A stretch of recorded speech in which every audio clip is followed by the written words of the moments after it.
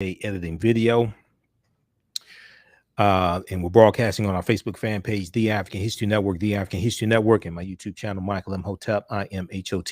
It's been another very busy day. Spent a lot of time editing video today, edited the video of yesterday's show also. So we want to welcome everybody to today's show. It is Wednesday, July 28th, 2021. We are live. Welcome to the African History Network show. So on yesterday's show, we talked about Simone Biles dropping out of the Olympics team competition for gymnastics for women. We talked about that, and she cited needed to focus on her mental health, the pressures of being the star of the Olympics in Tokyo, 2020 Olympics in Tokyo. And then today, or early today, we got the news that she was also dropping out of the individual all-around competition where she won a gold medal in 2016. So she would not be defending her title. Okay. And we got more information out as well. There's an article from the Washington Post that talks about how she got what's called the twisties in gymnastics, the twisties. And this is when you are in the air doing your maneuvers and you lose your bearing. You lose count on how many maneuvers you've done. You lose your spatial awareness, and that can be extremely, extremely dangerous. Okay, so we're going to give an update on what's going on here. Also, African-American women are coming to the defense of Simone Biles. So you have gymnasts who are coming to her defense and talking about their experiences dealing with mental health, dealing with the pressures of competing in the Olympics, and talking about losing their spatial awareness, losing their bearings when they're up in the air. You have African-American women specifically who are coming to Simone Biles' defense. There was a really good piece in the Washington Post from Candace Buckner for the Washington Post from July 27th. And I saw it yesterday. I wanted to talk about it on yesterday's show, but we didn't get a chance to talk about it. This one is called "For Exceptional Black Women Like Simone Biles, Greatness is Never Enough." For exceptional Black women like Simone Biles, greatness is never enough. Okay, we're going to talk about that. Then so we'll give you an update on what's going on with that. Jemele Hill was on Deadline White House today with Nicole Wallace. We're going to share some of that interview. Jemele Hill is speaking out and defending Simone Biles. I defended her yesterday also. And you have to preserve your mental health. You have to, people who really understand the ramifications of this are applauding Simone Biles for putting her team ahead of her own personal accomplishments. And because if she had really faltered in the team competition, she could have cost the USA women's gymnastics team a medal. They won a silver medal instead of gold. The Russians took the gold medal. U.S. takes the silver. But if she had really messed up, she could have cost them a medal, period. They could have walked away with no medal. Okay, so she really did the right thing. Now, of course, you have conservatives. You got dumbass Jason Whitlock, fat ass Jason Whitlock on Fox Sports, running his mouth and speaking negatively about her. Only sit up Jason Whitlock does is when he sits up in the bed in the morning.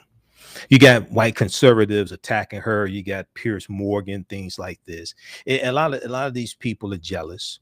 Okay, especially a lot of these white male conservatives. A lot of them are jealous, and they're just running their mouths. So it is what it is, and you're going to have. They're going to rightfully get backlash. They're going to rightfully get backlash from social media. Now, Simone Biles has posted on Facebook today, because I follow her on Facebook. So she posted on Facebook today. Let's go to that Facebook post. She was thanking everybody for the support. Okay. I'm not sure she thanked her haters, but she was thanking everybody for the support. So this is Simone Biles on Facebook, and let's see. Okay, we've got it up here. She said, so this is from July 28th. She said the amount of love and support. Let's zoom in on this. She said the amount of love and support I've received has made me realize I'm more than my accomplishments and gymnastics, which I never truly believed before. The amount of love and support I've received has made me realize I'm more than my accomplishments and gymnastics, which I never truly believed before. Okay, so it's already got 97,000 likes. You see my comment here. I liked it as well. Also shared it on our Facebook page, the African History Network, where we have 1 million followers. I said, we love you, Simone Biles. You don't have to prove anything to anyone, especially these dumbass Republicans running around when it greatest of all time, hashtag Olympics, hashtag Black Girl Magic, hashtag Simone Biles. So we have that. Okay. And if we go over, let's look at our Facebook fan page, the African History Network. Let's see what's going on there. I posted, let me see, can we look at that post? Posted that, and okay, here's right here. Okay. Yeah, we got the post right here as well. So you can check out the post here on our Facebook fan page, the African History Network, the African History Network, also right here. All right. So we'll talk about Simone Biles, give you an update on what's going on there. And then we'll discuss briefly. You can give us a call if you have a question or comment, especially African-American women. For exceptional Black women like Simone Biles, greatness is never enough. And I talked about this a little bit on yesterday's show, because there was an article from The Undefeated that we discussed. And I re-aired our Tuesday show. That's re-airing on our Facebook fan page, the African History Network. So go back and watch that. But there was an article that dealt with when Black women are punished for being the best. Okay, Black women are punished for being the best. And let me see if we can pull this up. Yeah, it's from The Undefeated. Okay, so go back and watch yesterday's show, or Tuesday, February 27th show. And I discussed this article and some other things. And we also dealing with discrimination against body type. She gets criticized for her body type. She has a naturally muscular build. She's feminine, but she works out. Most of the people who are criticizing her don't work out, lazy, fat, only sit up they do each day is sitting up in the bed in the morning. Most of them can't even tumble out of bed. So you had these criticisms. Remember, Michelle Obama came under criticisms from fat asses like Rush Limbaugh. Okay, I know Rush Limbaugh's dead. He ain't supposed to speak negatively about the dead. Well, he shouldn't have spoken negatively about First Lady Michelle Obama. See, a lot of these people, I have no respect for them, whether they're living or dead. I just really don't. Because you reap what you sow. That's karma coming back on you. I have no respect for them. Like Herman Cain. Herman Cain passed away from coronavirus, running around chasing these white people with no mask, running around chasing after Trump and these white Republicans. And he died of COVID, and they didn't even mention his name. When they had the Republican National Convention, they didn't even mention his name, that he passed away from COVID. Chasing them around. So, you know, you brought that on yourself. So we'll discuss that. I'll give you an update on Simone Biles. Then there's a very, very important march that's going on right now, continuing the protest for the Voting Rights Act. Okay, continuing to protest for a new Voting Rights Act, the For the People Act, and it's being led by Reverend William Barber III of the Poor People's Campaign. And Reverend William Barber III is a modern day Martin Luther King Jr.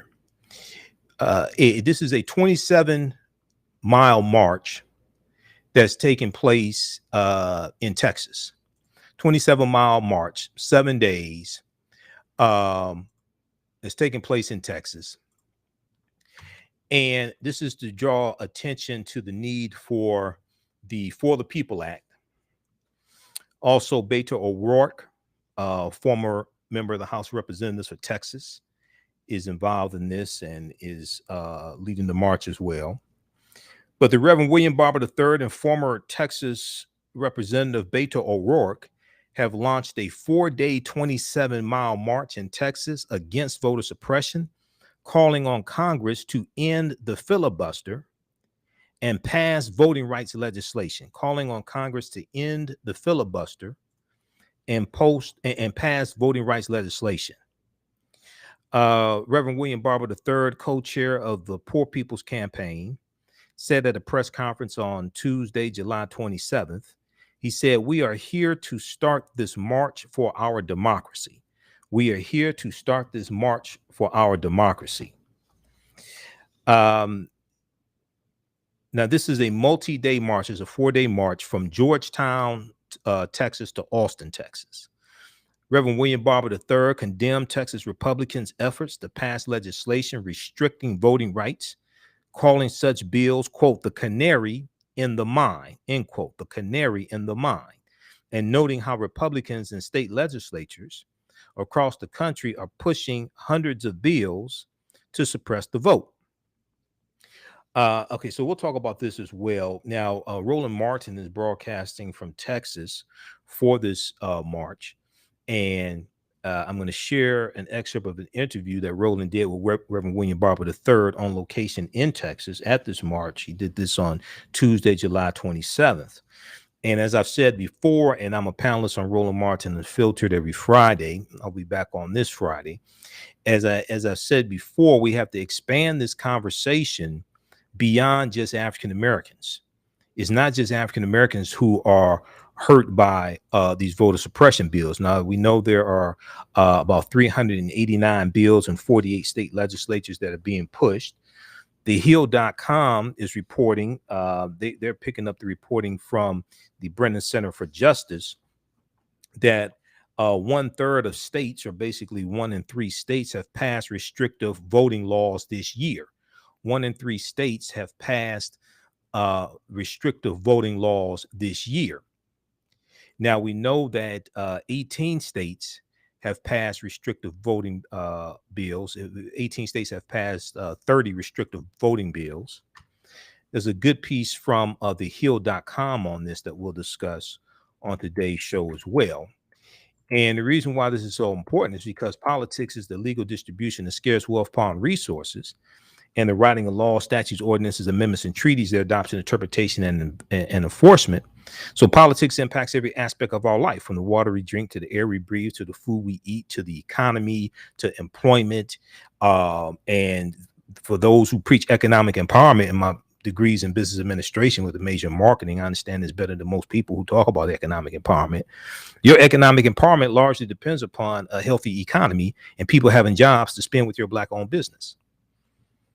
So we need to put people in office who will pass bills that protect the economy and will help African-American owned businesses.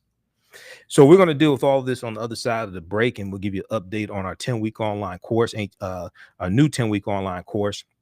From the Civil War to the Civil Rights Movement and the Black Power Movement, 1865 to 1968. It's a 10-week online course that I teach on Saturdays, 3 p.m. to 5 p.m. Eastern Standard Time. You can visit our website, AfricanHistoryNetwork.com, to register for that online course. You listen to the African History Network show right here on 910 AM Superstation Future Radio. I'm Michael Imhotep. We'll be back in a few minutes. Stand by, everybody. Stand by. Back from break in 4 minutes. Stand by. How's everybody doing? Dolores, you have absolutely no clue what the hell you're talking about. You're on the wrong site. You're on the wrong page. I can tell you don't even know Roland Martin, so you should be careful what you say here. I don't play those type of games. You need to take that bullshit somewhere else. All right, how's everybody doing? We got Index, Imhotep, Shemotep. We have Paul. We have Layla, Jeff, Alex, Becky. How you doing, Becky? All right, stand by.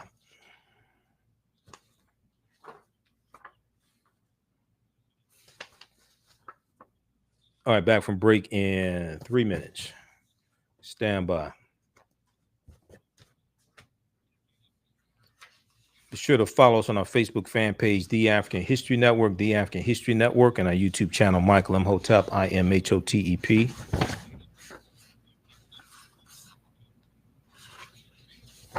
She got the twisties. Stand by. How you doing, Carla?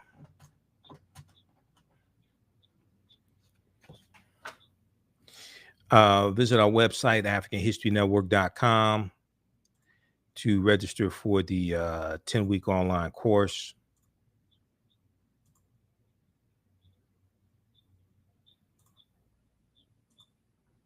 We'll pull this up here.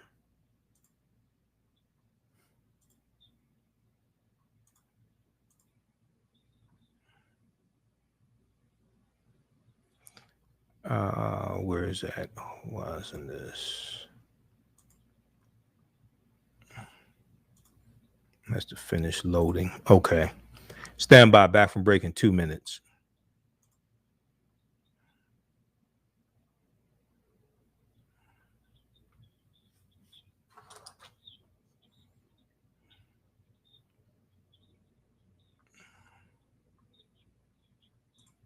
All right.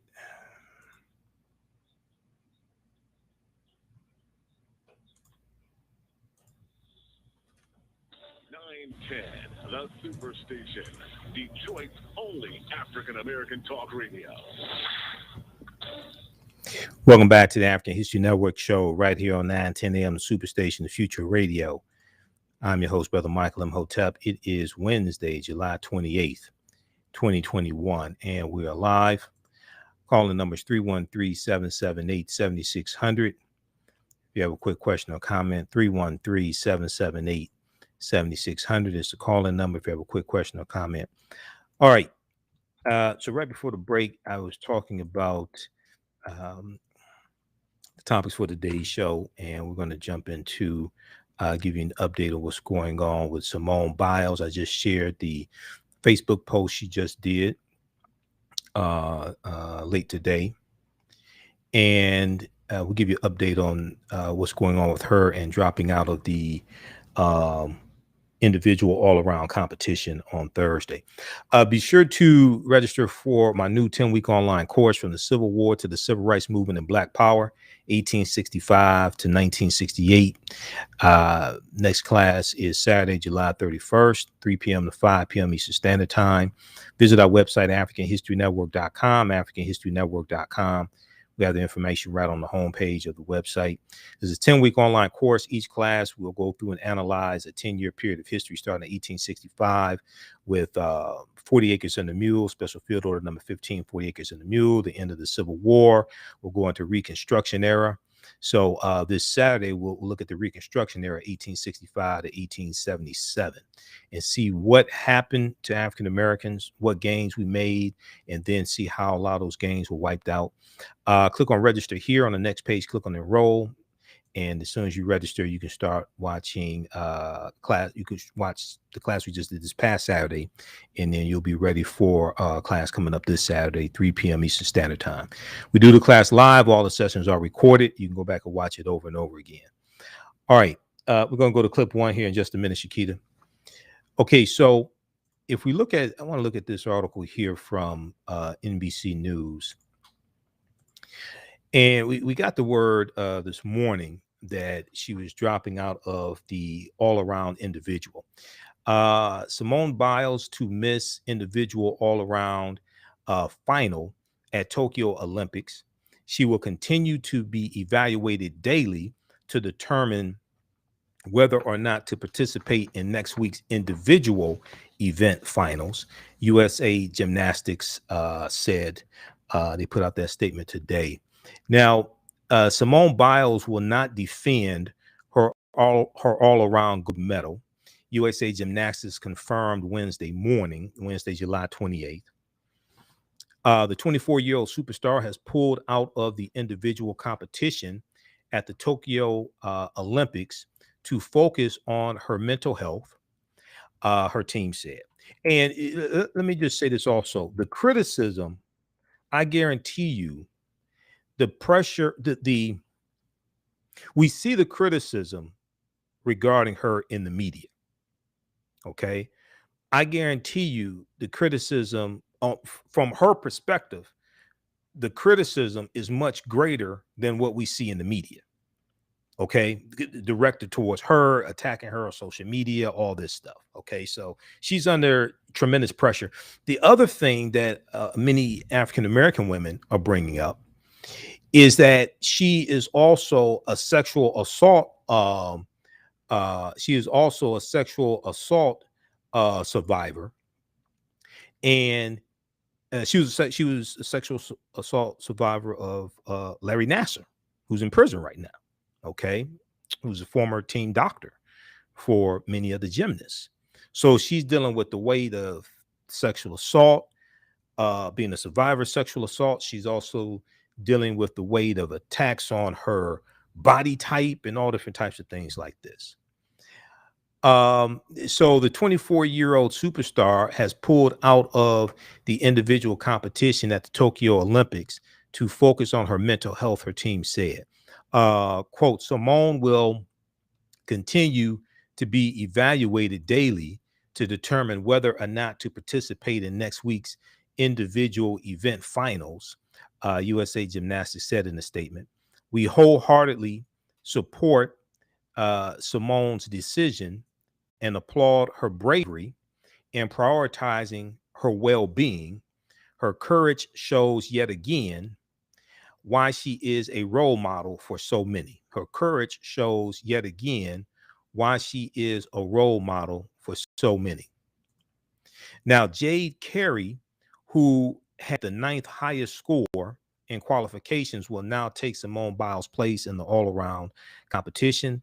A four-time Olympic gold medalist, Simone Biles shocked the Olympic world Tuesday, July 27th, when she suddenly withdrew during the team gymnastics final. Now, Biles said the emotional toll of the Tokyo Games, not a physical injury, prompted her exit. Okay, at first, the statement was put out that it was a physical injury, but she did an interview with Hoda of NBC's Today Show. We shared that interview with you on yesterday's show. And she said, quote, physically, I feel good. She told, she said in the interview, emotionally, that kind of varies on the time and moment. Coming here to the Olympics and being the head star of the Olympics, coming here to the Olympics and being the head star of the Olympics is not an easy feat. So we're just trying to take it one day at a time. We'll see, end quote.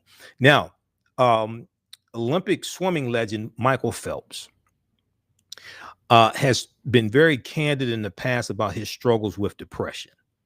And he said on Wednesday that he knows how Simone Biles feels. Michael Phelps said, we carry a lot of things, a lot of weight on our shoulders. He said in the interview with NBC sportscaster Mike Tirico.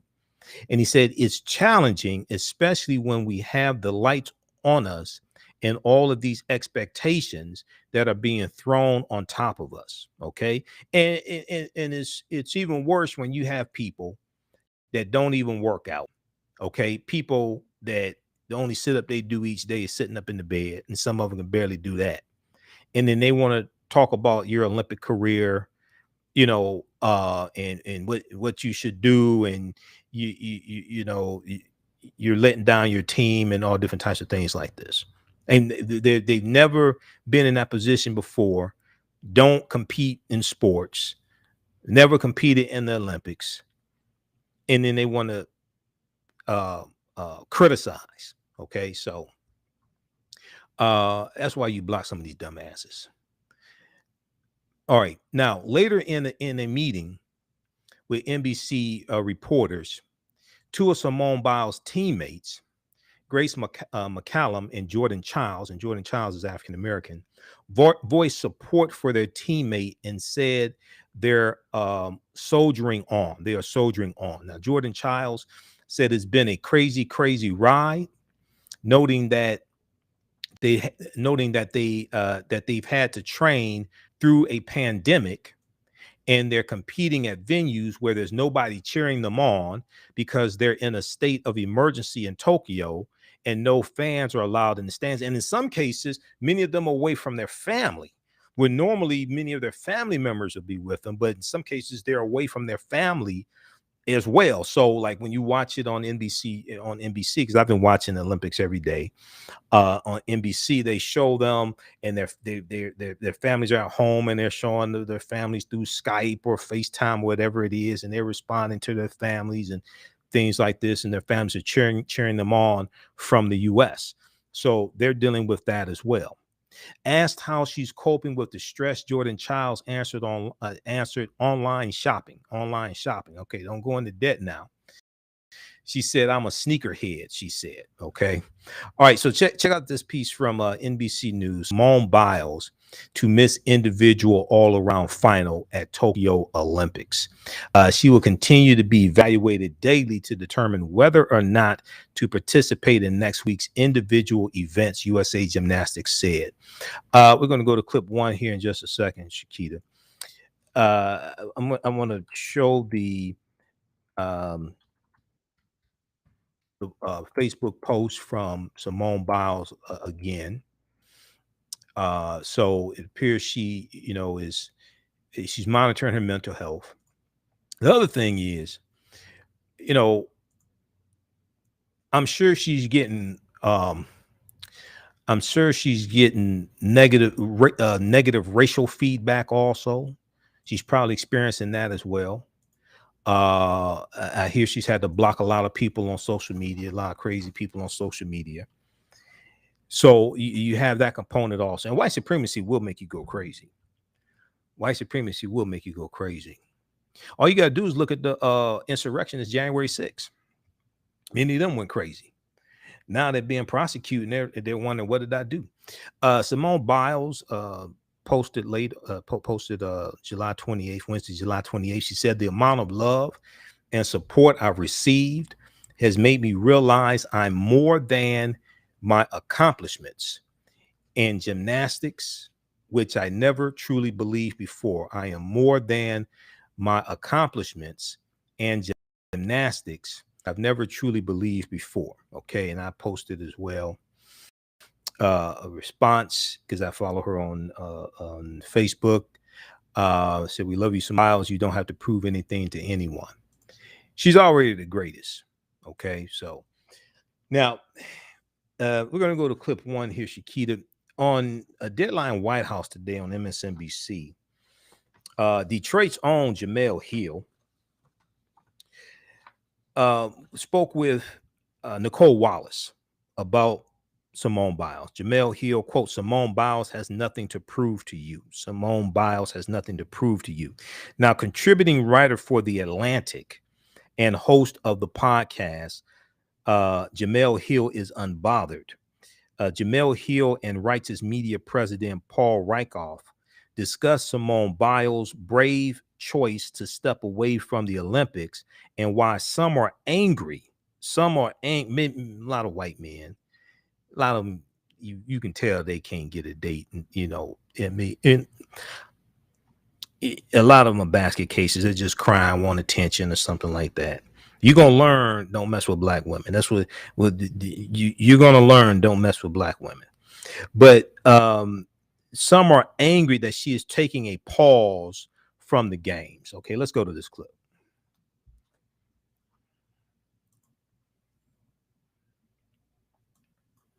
Take the mute off. Take it off mute. Clip number one. American icon, Olympic gymnast Simone Biles has now withdrawn from the individual all-around competition after leaving midway through yesterday's team final.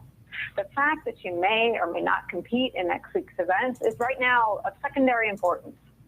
Instead, the focus is on her well-being. She says physically she is fine, but emotionally and mentally it is not the same story. So bravely, she's taking a step back. The reaction back home has been largely positive, loving, in fact, with the exception of what we'll call the usual suspects. People mostly on social media who describe themselves as patriots, but who've also in recent days and weeks attacked U.S. military leaders, American police, scientists, vaccines, all that stuff, you know, the good stuff. Joining our conversation, Jemele Hill, contributing writer to The Atlantic and host of the Jemele Hill is Unbothered podcast on Spotify. Also joining us, Paul Rykoff, founder of the Iraq and Afghanistan Veterans of America, president of Righteous Media, and the host of the Independent Americans podcast. You follow him on Twitter. You know he's wearing flip-flops. So I have to tell you guys what I really thought when I saw this. My first thought was just this ache for this jewel. She's one of the world's preeminent athletes. She's exquisite. And I found it soul-crushing to see a little pocket of, you know, doughy, white, right-leaning losers who probably have a hard time getting dates attack her. And I think if we want to know the answer to the question, how effed up is our country, just look at the reaction to what happened this week in Tokyo with Simone Biles. You first, Jemele. Well, I agree with you. Simone Biles is extraordinary, and I think what we forget is what she has been through on a personal level.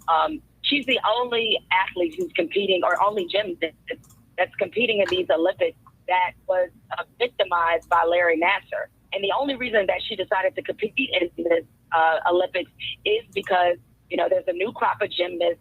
I think she takes her responsibility as an ambassador very seriously. So to think that some part of that would not weigh in on her or weigh on her is really it's asking a lot. And so in addition to the fact that Simone Biles essentially at this point is the greatest gymnast ever. Don't ask me, don't debate me, she is. And she has done things so extraordinary that they can't even really figure out how to score her. That's how good that she is. So the activist Simone Biles owed us anything. It's crazy. This woman has given this sport everything. Even when the powers that be enabled somebody to violate her, she still gave it her all. So for people to question how mentally tough she is, I find that to be disgusting. Oh, I wanted to talk to you about this as well, and I want to read you a tweet from Martin Dempsey that caught my eye last night. Where there's no struggle, there's no strength. Oprah Winfrey, putting team before self. Simone Biles showed real strength today. Hope to see her back soon, but in the meantime, by her example, she reminds us that character matters. Saw several tweets calling Simone Biles weak. Compared to who? That would be laughable, except that it's intended to be hurtful. It's hard to get to the top and even harder to stay there. We should expect no more of our heroes than we do of ourselves, our best. This vein has been tapped, where defending our heroes now falls to some of our military leaders who are also under attack by some of the same characters. Explain. Well, there are some parallels there, but when you talk about Simone Biles, she is a true American hero. She's a true patriot. She's a true badass. I mean, she's an inspiration to people around the world, not just because of what she does in the Olympics, but what she does, you know, in the community and as an example and as a leader. She's what you want young men and women to be. She's what we want young men in America to be, young men and women in America to be. This is what right looks like. And, you know, I don't like to feed the trolls. I don't want to talk about the haters and the people who want to drag her down. But there is a learning lesson here, because I teach little kids. And I coach little kids. I coach t-ball. I coach flag football. And they are taught to be teammates, to put the team above themselves. And if they're hurt, to step off, because that's for the betterment of the team. So she's showing tremendous strength here. And to attack her is not just despicable, it's dangerous, because it'll discourage other people from coming forward and seeking mental health support, from saying that they're having problems. Showing that you need help is a sign of strength. And that's the really important moment here. So her impact in this moment maybe even greater than the impact she's had in the Olympics, because she's undoubtedly saving lives. She's encouraging other people to come forward, no matter what these haters on cable news or in Congress have to say. Let me follow up with you, Paul, because there is a parallel. I remember being so haunted by the book, Thank You for Your Service, about some of the wounds you cannot see from Iraq and Afghanistan being the hardest for veterans to sort of deal with and come home with, PTSD and psychological damage. And I wonder what what she's sort of tapped in terms of making a mental health setback as grave as some physical injury that we could all see. Well, mental health is total health. And we've been trying to have this conversation in America for over 20 years. For 15 years, I've been working in the veteran space, trying to change the dialogue around mental health support, trying to explain post-traumatic stress disorder and suicide, and we've made tremendous progress. But let's imagine this criticism focused on someone different. Imagine if it was focused on a Navy SEAL or a Green Beret who said, you know what, I'm going in to get bin Laden, but I'm not feeling all right now. I'm not feeling ready for the mission, so I'm going to take myself out of the mission. Who would call that person a coward? Who would criticize that person? I hope no one, but in this new normal, that man or woman would probably be under attack too. But there's an example that Simone Biles is setting and that many veterans have set that I hope will cascade down across our country, and especially to young people. If you need help, reach out. If you need help, you will be supported. There's help out there, and you're not alone. That's the message. Ignore the haters, focus on your total health, and you'll be stronger for it. Jamel, I want your thoughts on that, but I want to put out there a brilliant Jamel quote here and get you to expand on this as well. So two-parter for you. You said this back in June. As impressive as her consistent dominance is, what Biles has come to mean to Black culture, to women, and especially to Black women, is bigger than her all-out assault on the record books. Her excellence is an act of resistance. She is openly mocking expectations about what she should or shouldn't do. Through her performances, she is creating a previously inconceivable new standard for her sport. Well, the reason that I wrote that, Nicole, was just because the one thing that I loved about Simone Biles and still love about Simone Biles and still love about her is she's so unapologetic about her greatness and her dominance. This is a very self-aware woman. And that's why I'm not surprised that she was self-aware enough to know that she didn't have it, because she knows however grand she has made it be, she knows what that looks like. And anybody who follows gymnastics knows that given what they're doing with their bodies and at such a high rate of speed and such a dangerous degree of difficulty, especially her, who has 4 moves named after her, that the slightest bit of being off, not being completely mentally there, not being focused enough, and she could wind up seriously hurt. And it was a complete act of selflessness for her to take herself out of competition so that she wouldn't hurt the rest of her American teammates. And a lot of people don't seem to get that. Again, Simone Biles has nothing to prove to you, especially not to people who certainly have never exhibited any level of the same mental fortitude and strength that she has. She has already proven to be one of the best athletes of all time. She's already the greatest gymnast ever. So to me, she understood the assignment, accomplished the mission, and if she just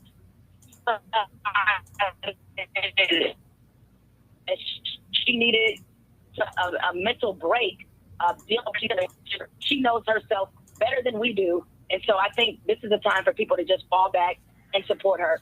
I guarantee you, Nicole, the people criticizing Simone Biles, calling her mentally weak, have never come close to being as good at their job as Simone Biles is at hers. Okay, let's pause it right there. All right, thanks, Shakita. Okay, so that is from Deadline White House, Nicole Wallace, MSNBC, speaking with Detroit's own Jemele Hill, sports writer Jemele Hill, contributor writer for The Atlantic and host of the podcast Jemele Hill is Unbothered. And also you heard Righteous Media President Paul Rieckhoff. That's at msnbc.com, Wednesday, July 28th, 2021. Jemele Hill, Simone Biles has nothing to prove to you. Now, I want to go to this next, I want to go to this other article. We're going to go to clip 2 in just a second here. Just a minute here, Shakita. Washington Post has an article. Other outlets are reporting this as well. This is from an interview with Simone Biles talking about what happened Tuesday, why she dropped out, what happened when she was in the air. Simone Biles said she got the twisties, quote unquote, the twisties. Gymnasts immediately understood. Now, I saw an interview today with Dominique Dawes, and I remember Dominique Dawes. You know, I watched the Summer Olympics. Now, I ain't too much into the Winter Olympics, but you know, the Summer Olympics I definitely watched. I remember Dominique Dawes in the Summer Olympics years ago, and she talked about the twisties as well. Now, she said back then they didn't call it the twisties, but it's when you are spinning in the air and you lose your bearings, you lose your spatial awareness, and you can become seriously injured if you land the wrong way. So what happened was, when Simone Biles, if we look at this piece here, when Simone Biles pushed off the vaulting table on Tuesday, she entered that terrifying world of uncertainty, In the Olympic team final, Simone Biles planned to perform a 2.5 twisting vault, but her mind chose to stall after just 1.5 twists. Now, she's up in the air. Her mind chose to stall after just 1.5 twists. Simone Biles said, I had no idea where I was in the air. She said, I could have hurt myself. She's absolutely correct. She could have been seriously injured. Now, Simone Biles, who subsequently withdrew from the team competition and then from the all-around final a day later, described what went wrong during that vault as, quote, having a little bit of the twisties. Now, the cute sounding term, well known in the gymnastics community, describes a frightening predicament. When gymnasts have the twisties, they lose control of their bodies as they spin through the air. Sometimes they twist when they had not planned to. Other times they stop midway through, as Biles did. And after experiencing the twisties once, it's very difficult to forget. Instinct gets replaced by thought. Thought quickly leads to worry. Worry is difficult to escape. So Shawn Melton, a former elite gymnast who dealt with the twisties throughout his career, said simply, your life is in danger when you're doing gymnastics. Your life is in danger when doing gymnastics. Now, I used to, when I was a kid, I used to go to the YMCA and I used to take gymnastics class. Okay. Now, I never did backflips, but we did tumbling and things like that. Right. So I always liked gymnastics because I liked gymnastics as a kid. We did the rings. I used to do the pin on the rings, all different types of things like this. I didn't work my way up to the horse. I wanted to do that, but I used to do the rings. Okay. When I was a kid, and we used to do, the first class that you take is like tumbling. So you learn to tumble on the mat and things like that. And you do the somersaults and you learn cartwheels. I didn't get to the point of doing backflips, but I did do the rings. So Shawn Melton said, and then when you add this unknown of not being able to control your body while doing these extremely dangerous skills, it adds an extreme level of stress. And it's terrifying, honestly, because you have no idea what is going to happen. Now, the twisties are essentially like the yips in other sports, but in gymnastics, the phenomenon affects the athletes when they're in the air. So the mind-body disconnect can be dangerous, even for someone of Simone Biles' caliber. All right, now let's see, let me scroll down right here. When Simone Biles mentioned that she had struggled with the twisties former gymnasts flooded social media with empathy.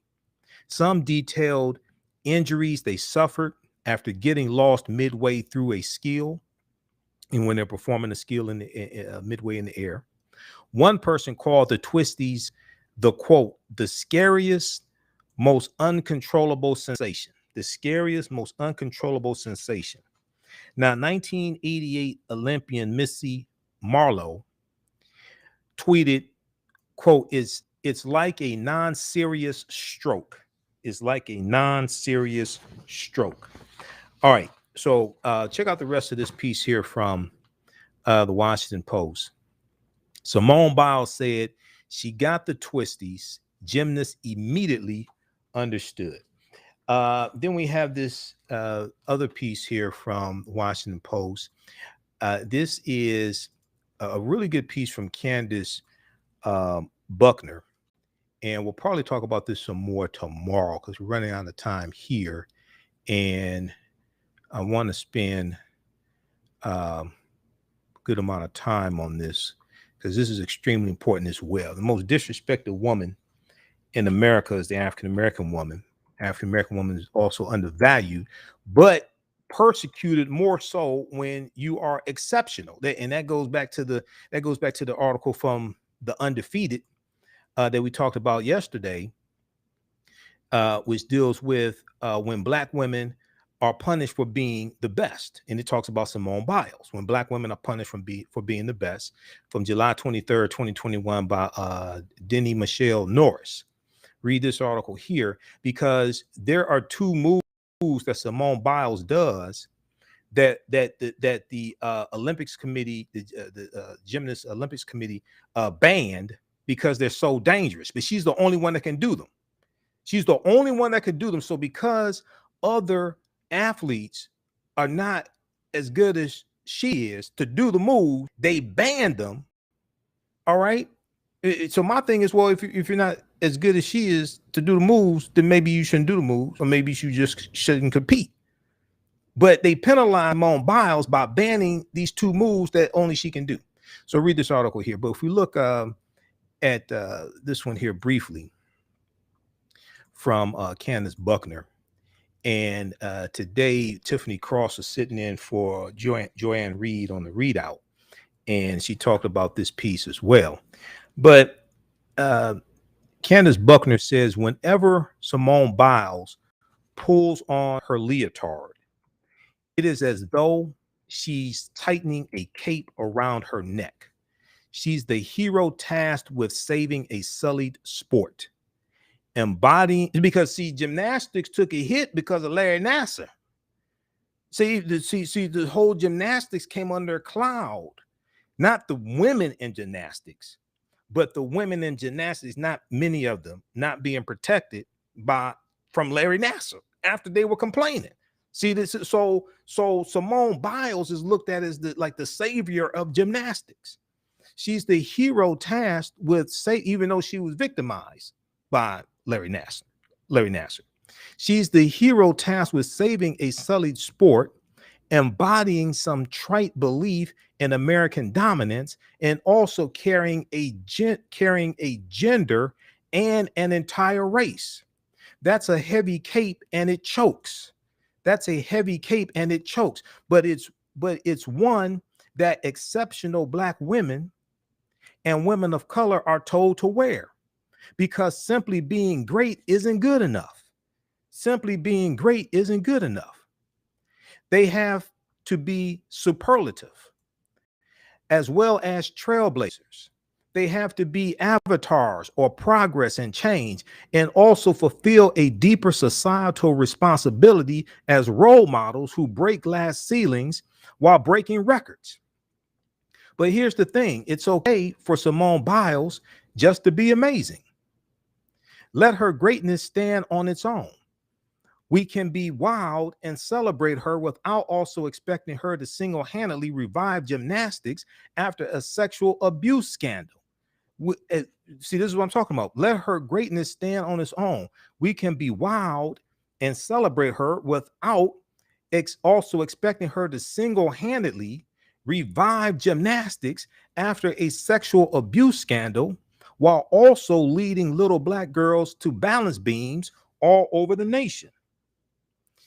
It was beautiful to watch Sanisa Lee to compete for say gracefully go ham on the uneven bars after Simone Biles bowed out of competition. And just as inspiring to witness Jordan Childs, another African American woman on the squad, another black woman on the squad, step in for Simone Biles and step up into events. If they woke up in time Tuesday morning, little girls of color saw two stars performing on the world stage. That representation goes a long way when fueling a dream. Years ago, this happened for the sport's biggest star. Now, Simone Biles, during a 2020 promotional event for the Olympics, said during a 2020 promotional event, talked about Gabby Douglas. She said, I remember when Gabby Douglas won, I was like, oh my gosh, if she can do it, then I can do it.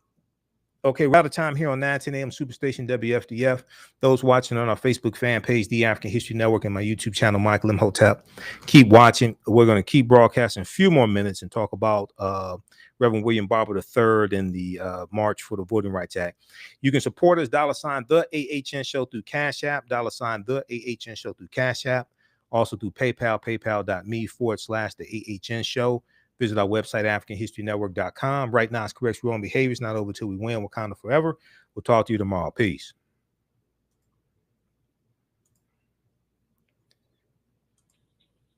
All right, stand by, everybody. Stand by. All right, how's everybody doing? Share this broadcasting on social media platforms. Invite your friends to tune in also. Be sure to visit our website, AfricanHistoryNetwork.com. AfricanHistoryNetwork.com. You can register for my new 10-week online course. This meets on Saturdays, 3 p.m. to 5 p.m. Eastern Standard Time. From the Civil War to the Civil Rights Movement and Black Power, 1865 to 1968. From the Civil War to the Civil Rights Movement and Black Power, 1865 to 1968. Each class will go through and analyze an approximately 10-year period of time of history. Starting in 1865, we'll look at 40 Acres and the Mule, Special Field Order number 15. We'll look at Juneteenth, assassination of Lincoln, end of the Civil War, April 9th, 1865, 13th Amendment, December 6, 1865. And then we'll go through the Reconstruction era.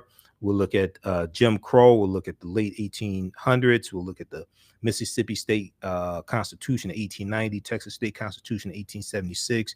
We'll look at, after the Reconstruction ends, the efforts of these southern states to take back power from African Americans. We know there are about 2,000 African American elected officials that were elected during the Reconstruction era. And we're going to see a lot of these gains reversed. We're going to see, even though we acquire land, and the height of economic empowerment for African Americans is probably around 1920, when we acquired close to 20 million acres of land, but we're going to see how we lost that. Also, we'll look at World War I, World War II.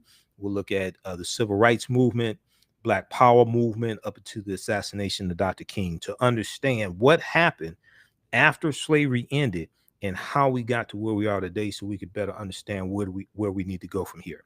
Okay, so at the class is regularly $130, on sale $80. We do the classes live. All the sessions are recorded. Soon as click on register here, it takes you to the next page. Click on enroll. As soon as you enroll, you can watch the class we just did this past Saturday. There's also some bonus content as well that you can watch. Click right here on enroll.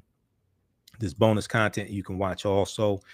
We have the first 3 classes of the other online course that I teach, Ancient Kemet, the Moors, and the Ma'afa, Understanding the Transatlantic Slave Trade, what they didn't teach you in school. Ancient Kemet, the Moors, and the Ma'afa, Understanding the Transatlantic Slave Trade, what they didn't teach you in school. That online class, we deal with thousands of years of history and what led up to the transatlantic slave trade taking place. And when you register for this new online course, you will also get archive classes, the first 3 classes of Ancient Kemet, the Moors, and the Ma'afa, Understanding the Transatlantic Slave Trade, what they didn't teach you in school. If you want to register for the that other 10-week online course, we have one that's on Sundays, 2 p.m. to 4 p.m. Eastern Standard Time. Understanding the transatlantic slave trade, what they didn't teach you in school. Click right here on register here. Takes you to the next page. Enroll there also. And as soon as you register, you can watch the archive content. You can join us in class on Sundays, 2 p.m. to 4 p.m. Eastern Standard Time for Ancient Kemet, the Moors, and the Ma'afa. Understanding the transatlantic slave trade, what they didn't teach you in school. All right. Let's go back to, I'm going to go back here to the piece here from Candace Buckner for the Washington Post. For exceptional Black women like Simone Biles, greatness is never enough. And this also deals with the whole myth of the Black superwoman and, you know,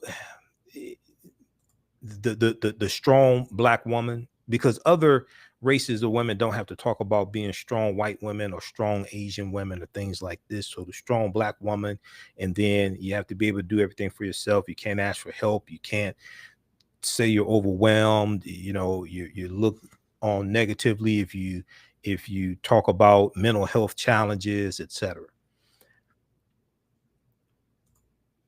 So Simone Biles, during a promotional event in 2020, said, "I remember when Gabby Douglas won, I was like, oh my gosh, if she can do it, then I can do it." Okay. Now we know Gabby Douglas competed in the Olympics 2012, 2016. I checked. I did some research. She stopped training after the 2016 Olympics. I don't think she has officially retired. When I was looking at it like a couple of weeks ago, but she stopped. Gabby Douglas stopped training after the 2016 Olympics. But I remember Gabby Douglas came under attack because people were talking about her hair. You know, she's doing her gymnastics routines and she has her hair pulled back in the bun. You know, she's not trying to be on the cover of Essence, you know, not when she's spinning through the air. Okay, not when she's spinning through the air, but she's you know, people were talking about her hair. Okay, and their hair, and she needs to, you know, she should have her hair done, things like this. It's like, look, she's up here doing like death-defying stunts. Okay, she's not focused on that. All right, now Simone Biles embodies the dream more than any other hero on the Olympic stage. She's supposed to be some sort of Moses, leading girls who look like her to the promised land, where they will be free to do your Shinko double pikes without the fear of someone mispronouncing their names or trying to touch their natural hair. Okay, so it's a lot of pressure. It's noble, and she's tried to hoist that pressure on her 4'8" frame. She's only 4'8" frame all by herself, but it's also harmful and unfair. It's also harmful and unfair. All right. Let me look at my notes here. Make sure I got through all the points that I wanted. Okay, we go here.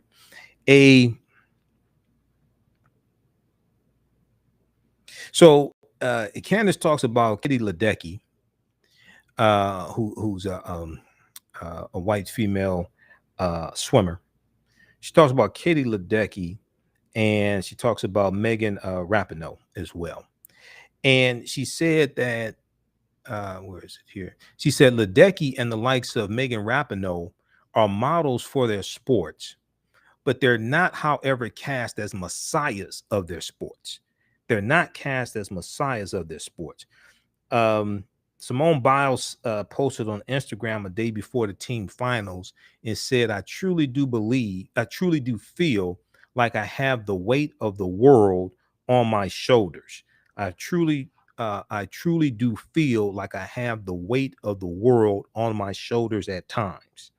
She posted this on Instagram. I follow her on Instagram also. Now, a different kind of pressure follows Black women who achieve in traditionally white spaces. A different kind of pressure follows Black women who achieve in traditionally white spaces. if they've had a realist for a mother since childhood, they've heard the refrain that they've got to work twice as hard to get half as much. They've got to work twice as hard to get half as much. And I heard that from my parents also. So, you know, I've heard that from my parents. Do children growing up today, are they taught that by their parents? Teenagers, what have you? Are they taught that by their parents? They have to work twice as hard to get half as much. And if they spent 2 seconds in America, then they know that mama was right. Now, some feel that excelling is the only way to get a measure of respect. Some feel that excelling is the only way to get a measure of respect. Overachieving, not just for themselves, but so that the path is easier for the next Black woman who may follow their footsteps. Okay, so read the rest of this piece here from the Washington Post by Candace Buckner. This is from July 27th, 2021. For exceptional Black women like Simone Biles, greatness is never enough. All right. Okay, so check that out also. We're going to look at this information here dealing about the 27-mile march that is taking place in Texas. I'm going to go to this interview here with also Reverend William Barber III that Roland Martin did, and also Reverend William Barber II, I should say. Also Reverend William Barber and Beto O'Rourke. They were on MSNBC today. That was on the readout. You can support the African History Network, $ the AHN Show through Cash App, $ the AHN Show through Cash App, also through PayPal, paypal.me/the AHN Show. We're here 6 days a week. So let's keep doing the research, stay on the air, keep broadcasting, pay some of the bills. Just because this is a lot of work. Or at our website, AfricanHistoryNetwork.com. Now, this is our official Cash App account, $ the AHN Show, SHOW. $ the AHN Show, SHOW. It shows my picture there and shows my name, Michael. These other ones are fake African History Network Cash App accounts. All right, so I've already reported them to Cash App. Okay, now I want to go to this next article here. I want to go to this next topic here. So I saw an article from Huffington Post, and then also Sybil Wilkes, who's on the Tom Joyner Morning Show. He used to co-host the Tom Joyner Morning Show for years. Sybil Wilkes has a 5 things you should know each day dealing with news. So I follow Sybil also, and she had some information on this. Activists march for passage of voting laws and end to filibuster. Activists march for passage of voting laws and end to filibuster. Then we have a article here from the Huffington Post, which deals with this 27-mile march to draw attention to the need for the passing of the Voting Rights Act. The For the People Act, I should say. Now, John Lewis wrote the first 300 pages of the For the People Act. And let me let this load up here. Okay. So Reverend William Barber, Beto O'Rourke launched 4-day march for voting rights in Texas. Reverend William Barber, Poor People's Campaign, is leading a 27-mile multi-day march against voter suppression, urging Congress to take action on voting rights. Now, the Reverend William Barber II and former Texas Representative Beto O'Rourke launched a 4-day, 27-mile march in Texas against voter suppression, calling on Congress to end the filibuster and pass voting rights legislation. Reverend Barber, co-chair of the Poor People's Campaign, said at a press conference on Tuesday, July 27th, he said, "We are here to start this march for our democracy. We are here to start this march for our democracy." Now, the march is going to go from Georgetown, Texas to Austin, Texas. Reverend William Barber condemned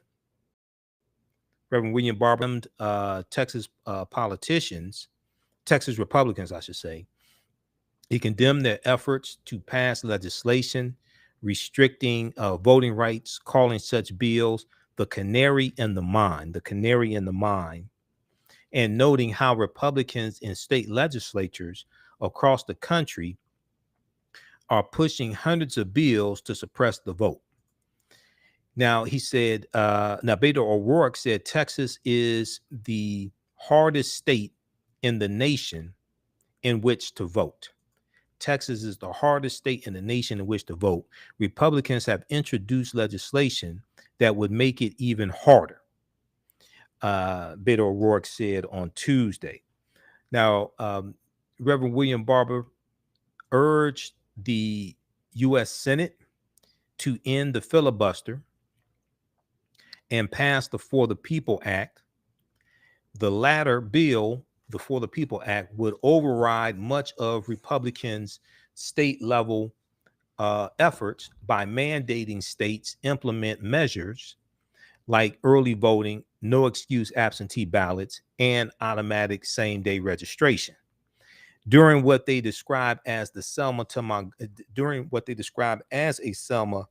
Montgomery style march for democracy, activists will pause at 3 churches and a Muslim community center and end with a rally at the Texas State Capitol on Saturday. In order to march, Reverend Barber said people will need to show proof that they are vaccinated against COVID-19 and wear masks. Now, here's a tweet from Reverend William Barber. He says that our moral march to Austin this week is about showing the nation that Black, white, brown, Native, Asian, young, old, poor, and low wealth people in Texas are standing together to demand Democrats who hold Senate majority take action to enact policies they ran on. This tweet is from July 27th, 2021. Now, earlier this month, more than 50 Democratic lawmakers left Texas to block a vote on the GOP-led legislation that would create harsher voter ID requirements. That's in Texas, ban 24-hour and drive-through voting, and stop election officials from sending voters unsolicited absentee ballots. The Texas Democrats have been in Washington, D.C., urging Congress to pass the For the People Act, but the sweeping bill will be tough to pass, with Democrats holding only a slim majority in the Senate, Republicans opposing it, and key Senate Democrats refusing to back filibuster reform, like Joe Manchin and Kristen Sinema. Voter suppression efforts disproportionately disenfranchise Latino and low-income voters. So read this piece here from the Washington Post. Reverend Barber, Beto O'Rourke launched 4-day march for voting rights in Texas. Okay, this is from July 27th. Okay, so check that out from Huffington Post. Yeah, I want to go to this. Interview here from Roland Martin Unfiltered. Now, thehill.com also had a good article, and a lot of people have been talking about this information here coming from the Brennan Center for Justice. This deals with 1 out of 3, basically 1/3 of states have passed restrictive voting laws. Okay. 1/3 of states have passed restrictive voting laws this year. We know 18 states have passed 30 bills that are voter restriction bills. And check out this article here from thehill.com. It's from July 27th also.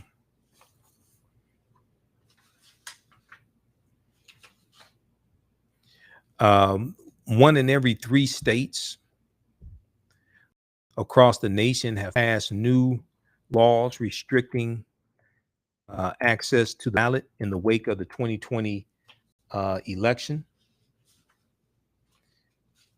In the wake of the 2020 election, a torrid pace that showcases the national battle over election reform. Now, voting rights experts and advocates say they have never seen such an explosion of election overhauls. Legislatures in 18 states have passed 30 bills that would in some way curtail a voter's access, according to a tally maintained by the Brennan Center for Justice at New York University, a voting rights advocacy organization. Now, Eliza Swan Becker, counsel to the Brennan Center's democracy program, said what's clear is that there is a wave of state laws that make it harder for Americans to vote, and in a really unprecedented manner. We haven't seen the volume of these bills at all in a year. We haven't seen the volume of these bills at all in a year. This is reflecting a real concerted effort in states across the country to make it harder for Americans to vote, to carve Americans out of the electorate rather than politicians trying to win over those votes. Okay, now if we look here, we see that the overhauls vary widely. Now, 6 states have shortened the time period during which a voter can request a mail-in ballot. 4 states have limited the number or availability of mail ballot drop boxes. 7 states have given election administrators more leeway or new requirements in purging inactive voters from the rolls. 6 states have limited the help someone can offer a voter in returning their ballot. 6 states have limited the help someone can offer a voter in returning their ballot. Now, the measures have sharply divided 2 parties. Every new restriction has been passed in states where Republicans own total control of the legislature, the state legislature. All but 4 of the states where new restrictions have passed are also run by Republican governors, with the exception of Kentucky, Louisiana, Nevada, and Kansas. Okay, then they talk about Florida's Senate Bill 90, which limited voters' ability to get regular absentee ballots, limited an election administrator's authority to send absentee ballot applications. They talk about the restrictions there. They talk about Georgia's Senate Bill 202, also, which sparked loud protests that led Major League Baseball to move its annual All-Star game out of Atlanta. SB 202 shortened the window in which a voter could request an absentee ballot, restrict the sending of unsolicited absentee ballot applications, limited drop boxes, and added identification requirements, banned snacks and water to those waiting in line, being given to those waiting in line. You don't ask them who they're voting for or which party belong to. You just offer food to people standing in line, or water, and limited the number of early voting days and hours. Okay, so read the rest of this one here. 1/3 of states have passed restrictive voting laws this year. It goes on to say on page 3 of the article, down towards the bottom, the electoral laws that have passed, this year are not wholly restrictive. Half the states have passed 54 new laws that would expand voting access. In some of those cases, votes have been bipartisan, though some measures have included both restrictive and expansive provisions. Okay. 8 states have expanded early voting. Another 8 states have made registering to vote easier. 2 states, Maryland, where the legislature is controlled by Democrats, and New Hampshire, where the legislature is ran by Republicans, have eased voting restrictions for people serving jail sentences. Virginia state legislators passed several laws dealing with multiple provisions of the electoral process. So read this full article here from thehill.com. 1/3 of states have passed restrictive voting laws this year. This is from July 27th, 2021 from thehill.com. All right, now, as I've said before, this issue dealing with voting rights cannot just be branded an African American issue, because this affects African Americans, it affects Latinos, it affects Asian Americans, it affects white college students, it affects college students in general who are more likely to vote for Democrats, and who face obstacles to voting when they vote out of state at the institution that they go to, the college they go to.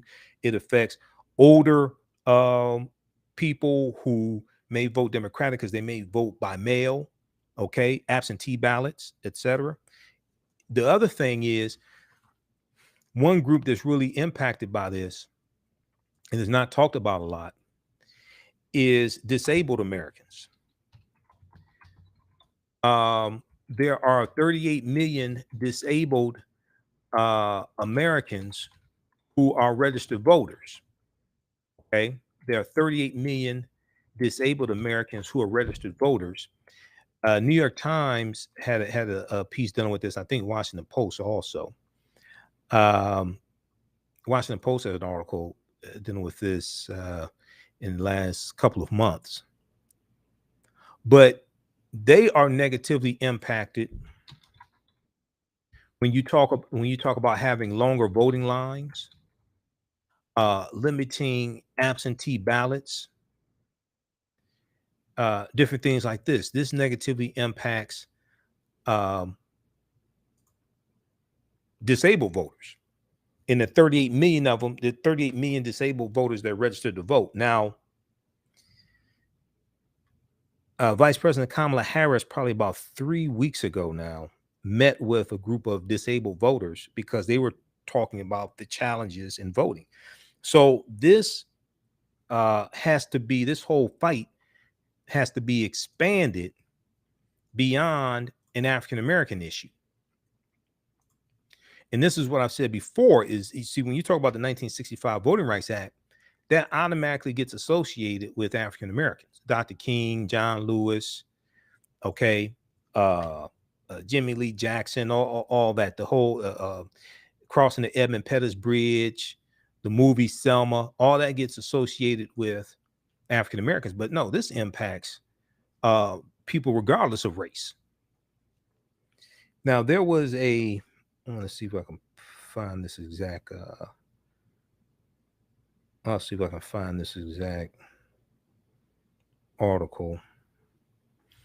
But I want to go to this interview here that Roland Martin did with Reverend William Barber III on Tuesday. This is in Texas, which was the first day of their march. It's a 27-mile, 4-day march to draw attention to the need for the For the People Act. Launch a 4-day march for voting rights in Texas. Let's go to this clip. Barber, of course, joining us right now here in Georgetown, Texas, Reverend Dr. William Barber, of course, co-convener, repairs of the breach, and also with the Poor People's Campaign. Reverend Barber, glad to have you here. It is I was showing people with the fan. I told them, I said, I play golf in this. I'm used to this stuff, so I came prepared. Yeah, it's hot in Texas, but it's also hot politically, brother. And I'm telling you, now Roland is the cause of all this junk. He wakes me up at night, Doc, we ought to do this, and we think about it.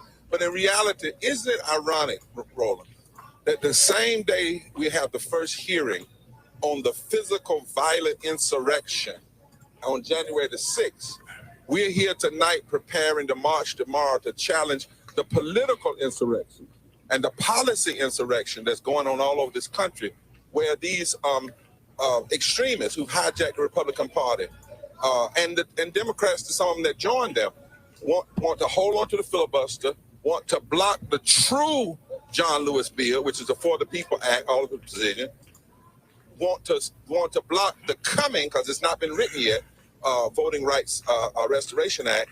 And then earlier, they blocked a $15 minimum wage, impacting 32 million people, 40% of black people. And now they want to even hurt immigrants. Let me tell you, the people behind us, they are fired up, brother. We actually are being overrun. We had to stop accepting people for the march because of COVID. So what people are doing is they're going to march legs, and then we're going to the Capitol on Saturday. And this march is saying, like Selma did, we have to have federal action. And black folk are saying it, white people are saying it, brown, Asian, Native, poor people, even business people with a conscience, gay folk, all are saying, no. This is what we have to do in this moment. And then, lastly, it's a part of our season, a month long of actions. We were in Arizona yesterday, 27 states in almost 40 some odd Senate offices, Democrat, Republican. We had people sitting in demanding action. And then next Monday after Austin on Saturday, clergy and low-wage workers are coming to D.C. for direct action. We're not playing, brother. And if it doesn't happen by the 6th, we win if it does. If we don't, it intensifies. I talked to Melanie Campbell, Black women. They're going to have another protest taking place on Thursday in the nation's capital. We're going to be live streaming that event as well. And Reverend Barber, the thing that I keep explaining to our audience is that the people who say protest doesn't matter, these things don't work. Look, you just had Senator Mark Warner out of Virginia finally come out and say he believed in a narrow ending of the filibuster specifically for voting rights. Yeah. All of these things, the constant pressure, not just on those senators, but also on this White House to get President Biden moving, because the reality is Vice President Kamala Harris and or Vice President Joe Biden should be in Texas, should have come to Texas. You got to go where the people are, where the problem is, as opposed to, giving nice speeches. No, you got to mobilize and organize your people. Right. And you got to show in this moment, this is James Crow Esquire. It's not just Jim Crow. Don't let the Republicans get away with this being a binary issue, just black or white. It is race now. Don't ever suppress race. But the racial piece of it also has collateral damage. And then the other thing, I hope to meet with, I got a word about meeting with the vice presidents and some clergy next week. But here's the thing. We have to have federal action. We have to stand strong. If we go in compromising, you're going to get worse. You got to stand strong.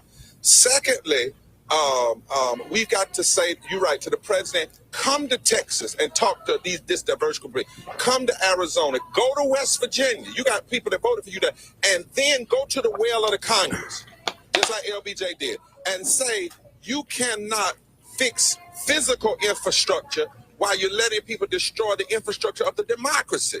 It's both and, it's not either or. And we don't need to play the either or game. This is too serious. We need to have people come together, and then we got to connect the voting rights to economic justice and the economic prosperity of the country. My brother was just telling me from Methodist Church, I preached for him Sunday, and he said, Barber, we got to let these folk know. When we say pass voting rights, stop suppressing the vote, pass 15, he said, let them know, those of y'all that are fighting 15, fight vote, don't you know that it's economically insane to do that? If we had 15 right now, 32 million people would be raised out of poverty. $380-some billion would be pumped into the economy right now. But because of the filibuster, you can't get passage on the voting rights, passage on the 40 People's Act, or passage on 15, or even protecting our immigrant brothers and sisters. This is a moment, I call it a cosmic moment, that can have international impact. If we keep retrogressing, now I'm going to go Bible on you for your order. The Bible says only a dog returns to his vomit. Every time we go backwards, we go backwards, we go backwards, we go a little far and go backwards. The Bible says that's like a dog returning to vomit. We've got to stop to returning to the vomit of racism and suppression and economic injustice and decide to go forward to the good food and the good prosperity of justice for all people. And the thing that what I keep telling the folks, the reason you have to link the voting issue with policy, because that's how you get policy. Yeah. If you lay out all the things that Republicans have blocked in this state, right, they're blocking in other states, they're blocking in Washington, D.C., you cannot say, I want to march.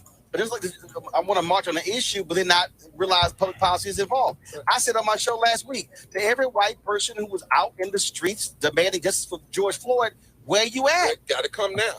You can't just last year. Right. Last year was last year. That's right. Now, where are you marching for the George Floyd Justice Act?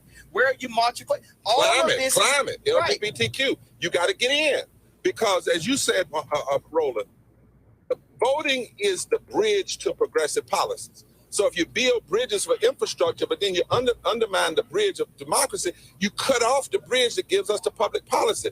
And you got to recognize the same folk, for instance, in Texas, that wouldn't fix the utility grid are the same folk blocking voting rights. Same folk that block living wage, block health care, blocking voting rights. Make the connect. Same people that come after the LGBT community are the same people that are going after voting.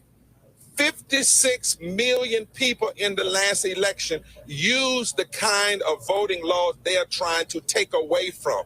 I don't know if people get that. We're not talking about folk trying to block new laws. They're trying to retrogress what's already on the books. And that ought to be disturbing to all of us. So we need and I like what you said about Melanie. We ain't got to all be under the same banner. This needs to be a movement. Get in the battle. Right. You ain't got to get permission. You have folks here in Georgetown are going to be marching to Austin, taking place on Saturday. You got the black women who are doing their thing, the mass action in Thursday. You should have groups in West Virginia doing their thing. You should have people in Arizona doing their thing. You should have people in Connecticut saying to Chris Coons, people in Delaware doing their thing. It's not about getting permission. I've been saying all different groups who went to the White House, NAACP, Derek Johnson, same thing. How are you taking your chapters? Mark Boreal, National Urban League. How are you taking your chapters? Reverend Sharpton, National Action Network. How are you taking your chapters? You don't have to. If you all of a sudden every day they're seeing here and here and here and here, the same thing Black Lives Matter did. Right. When you had folks who weren't even affiliated with the people who created Black Lives Matter. Right. But they said we can do something ourselves. And the difference this time is this, for instance, if you're white or otherwise, you don't have to be altruistic. This is not about you helping black folk. They're going to take your democracy. Right. That was a county clerk in 2012 who admitted that she moved an early voting location off of a college campus because they were voting. Too many young folks, white folks, were voting Democrat. That's right. Moved it to a way out place with a small parking lot, hard to get to. They moved from early voting locations in North Carolina. I was on the CBC panel, and it was Shirley Iafo, Christian Clark, Vanita Gupta, the guy who was the Secretary of State in California. I said, y'all have got to challenge white folks to say, hey, this ain't just us. They don't like tech. And here in Texas, I'm still registered here. They are mad. They've been getting their butts kicked in the suburbs. That's right. Because Georgetown folk, everybody who's watching, Georgetown is a suburb of Austin. Austin is Travis County. This is Williamson County. In Houston, Harris County. Dallas County. San Antonio, Bexar County. They've been losing. That's right. In the suburbs. That's what they're trying to stop. Even though in Georgetown 30 years ago, in the 1930s, the first successful case against the Ku Klux Klan happened in Georgetown when a white woman stood up.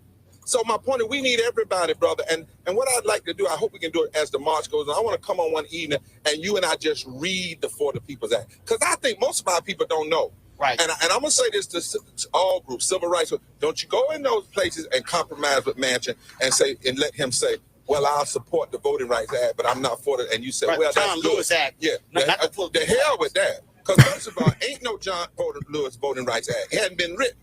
That's the truth. Second of all, the John Lewis Act is the act, the For the People's Act. He wrote that.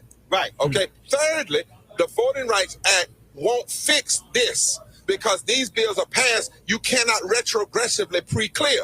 Secondly, thirdly, fourthly, if you pass the For the People's Act, everything they're doing in these state colleges becomes illegal immediately.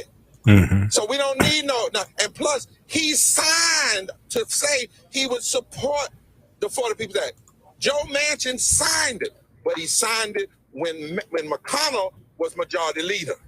Right. Because he knew it wouldn't come to the floor. He ran on it in his state. So did Kristen. I'm going to tell it all. I'm sorry. Kristen Sinema said she would support it when she was running. She said she would support 15. Manchin never said he was against 15 while he was running because he knew if he'd have said it in the primaries, the Democratic challengers would have whooped him. He waited until afterwards. And after Warnock and our brother from John Ossoff won, running on For the People's Act, running on voting rights, running on liberty, he waited until they got a majority, and then all of a sudden, now he's not for it. Don't let these folks play game, and don't go in a room and cut a deal. That, well, we won the Voting Rights Act. If we don't win this For the People's Act right now, every bill that goes in place, you won't be able to undo it. You can't litigate out of this. You can't mobilize. Because it is going to have, look, what they're doing by trying to cut drastically the drop box ballot. Yeah. What they're trying to do with matching signatures. They are, and the ability to be able to overturn election results. This is by design. This is all about Donald Trump complaining about losing, even in the state that he won. They are trying, and what I also keep trying to tell people, this is not our presidential politics. This impacts every single election, school board, city council, county commissioner, state rep, state senate, governors, all of these races, water district. If it's an elected DA as well, that's why people have to recognize we ain't playing games with this. And it's about fundamental, as you say all the time, power. These folk are wanting blatant power. They see the demographic shifting. They know the South is really not red. It's suppressed and unorganized. They know that. And many of these other places. So they see the demographics shifting. They want to control the power. And lastly, this is about the U.S. Chamber of Commerce. Why is the U.S. Chamber of Commerce celebrating Manchin and Sinema and the Republicans? Because they don't want expanded votes, because they know that undercuts their ability to control elected officials that can then pass tax policies and other policies that fill their pockets. And so if you're in an organization, and even if you had conversation with the U.S. Chamber of Commerce, you got to cut ties. You got to cut ties. Because either you're on the side of, you're going to treat corporations like people and people like things, or people like people and corporations like things. That's why for instance, Jeff Bezos did something last year. I'm going to tell on it. On July 1st, he said, I'm going to give $10 million to a certain social justice organization, which is no money for him. On the next day, the 3rd of July, he cut all of the pay for his workers, the pay that they were getting because of COVID. We cannot let the corporate interests have more power than the power of people. 80% of Americans want this. Do you know in that For the People's Act, it says a president must show his tax returns? And so we know. It says that early voting, same-day registration are all law. It says that you cannot change a precinct without giving 7 days. No, that's just, we're going to talk through it. Right. But the point is, brothers and sisters, this is not a time for capitulation. And any compromise in this moment is capitulation and allowing the forces that win that have no concern for us. Lastly, if you're going to do infrastructure, do what Lyndon Baines Johnson did. He used to tell folks, you don't vote with me, you don't get no money. Right. You don't vote for me, you don't get no money. And people say, well, you know, if we just get this now, we get this later. We're going to be in the midterm soon. And here's the whole deal. Biden, you ain't getting Republican votes. No. Okay, this whole deal, I think I can pick up, this Democrats been trying to get that Republican suburban white woman for the last umpteen elections. You ain't getting them. What you can turn out, you could turn out more black people, more Latinos, that's right. More young people. You can turn out and more women. Folk. And because 55% of poor and low-wealth people voted for Biden-Harris. That never happened before. But it's because he said living wage 15. And see, there's a shifting happening, but the politics is rooted in this is not the Eric Derrickerson Republican that came over with Lyndon Baines Johnson, who Lyndon Baines gave the first pen when he signed the Voting Rights Act. No, this is an extremist group of folk that have hijacked the Republican Party. They are trying to put the hopes and dreams of the Southern strategy into law. This is a political insurrection. January 6th was this is the political, this is the insurrection. Right. Politically. And they are weaponizing policy. They couldn't get what they wanted on January 6th. Exactly. So then they're doing this. And they're weaponizing the filibuster like never before. And everybody in this democracy better stand up and stand up. In fact, Reverend Jackson and I and some others I was talking to, a lot of people today, they said, you know what? We ought to support whatever happens on the 28th.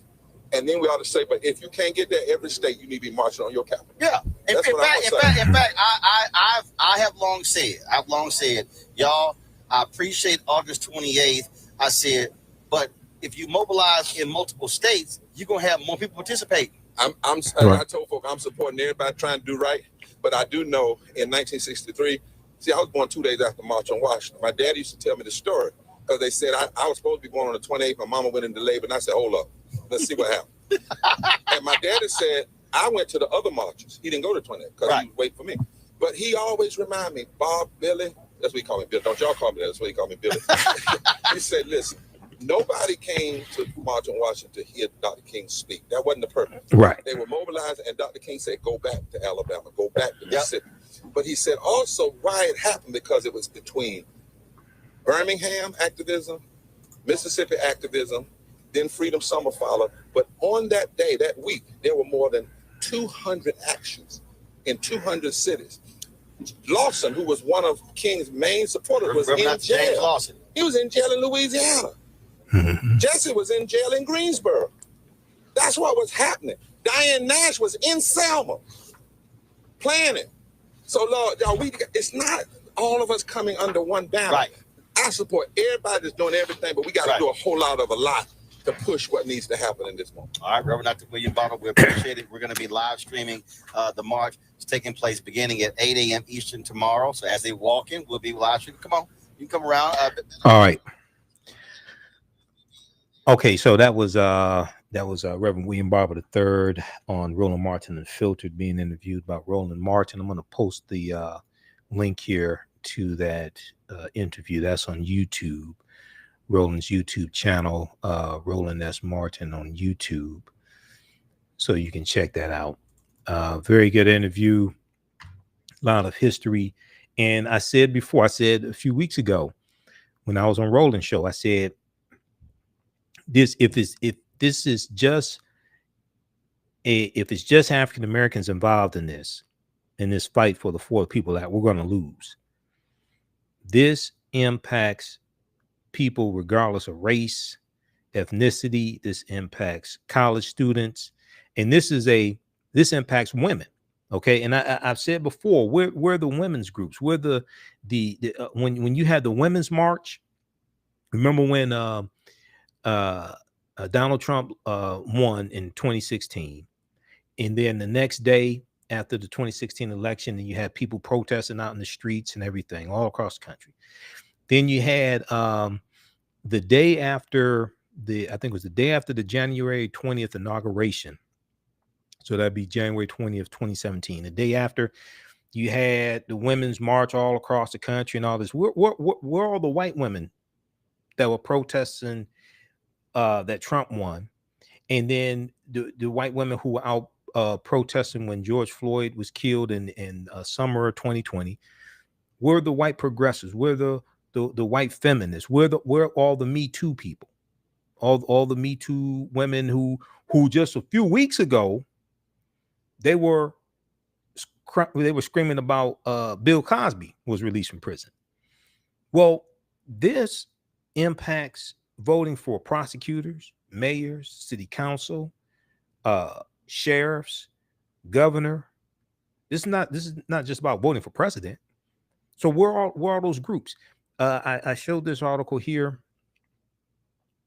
from the Washington Post that deals with how the community that may be hurt the most by Republican voter restrictions, Americans with disabilities. This is from the Washington Post, opinion piece from the Washington Post. Nation.com has an article about this as well.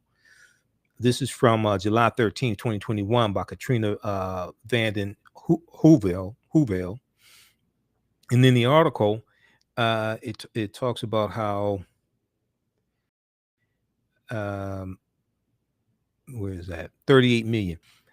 With more than, it may seem incomprehensible that such legislation could be a deliberate attempt to marginalize the disabled community, but it's hard to assume good faith, especially after one GOP legislator openly admitted that he thinks everybody should not be voting. And with more than 38 million people with disabilities eligible to vote, this is a formidable bloc with the power to influence election outcomes. Intentional or not, these bills threaten a movement that's been building for decades and puts the rights of Americans with disabilities on the line. So people of all different races have disabilities. How many African Americans they get SSI checks? That's disabilities. That many of them have disabilities. I mean those people get disability checks each month. Various types of disabilities. Okay, but they're going to be negatively impacted by this as well. So check out that article. This is the one from Sybil Wilkes, what you need to know. This is at sybilwilkes.com/news. This is at sybilwilkes.com, WILKES/news. Activists march for passage of voting laws and end to filibuster.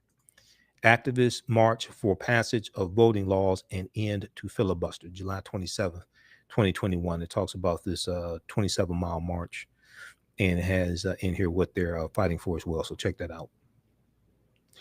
All right.